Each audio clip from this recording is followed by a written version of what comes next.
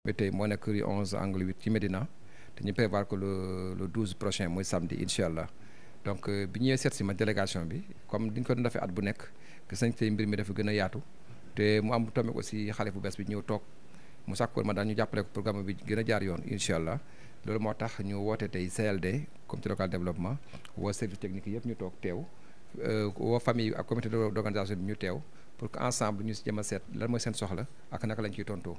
yàlla mi kenn teewul nag def na ba service yëpp teewoon ku ci nekk jël nga engagement bi nga jël muy sapeur pompier muy police muy service d'hygiène muy santé muy ONAS muy UCG muy ñëpp ku ci nekk daal joxe nga engagement comme quoi que incha allah taxawaay bi nga xamante ni maanaam kër gi sàkku na ko di nga ko taxawee loolu nag bu amee am nañu benn réunion bi ñu war a def altine incha allah sama adjoint coordonné ko bu muy reconnaissance ak seet engagement yi jël fan lañ ci toll bu boobaa tamit incha allah dañu fexe ba jour bi muy le 12 lépp lu ci war ñu def ko ñu koy def nag ñu ngi koy def si suñu ndigalu kilifa mooy ministre de l'intérieur ak premier ministre Amadou Ba ak président de la République ñoom daanaka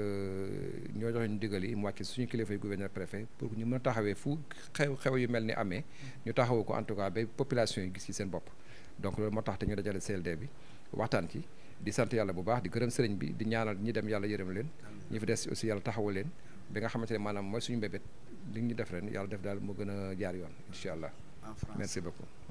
Bien, nous sommes là aujourd'hui donc à l'occasion du comité local développement, le CLD,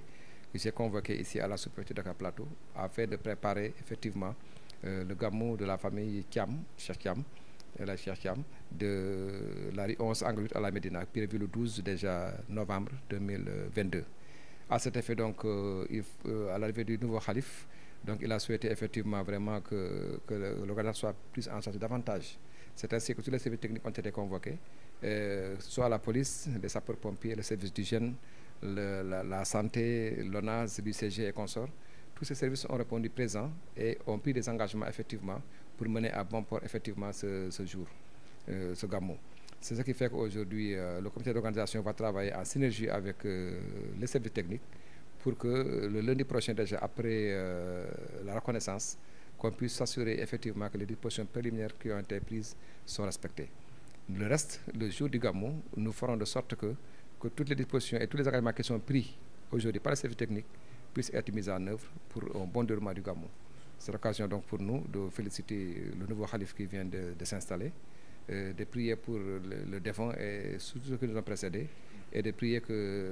que le jour J, que le gamou puisse se passer dans de très bonnes conditions, tel que recommandé par notre hiérarchie,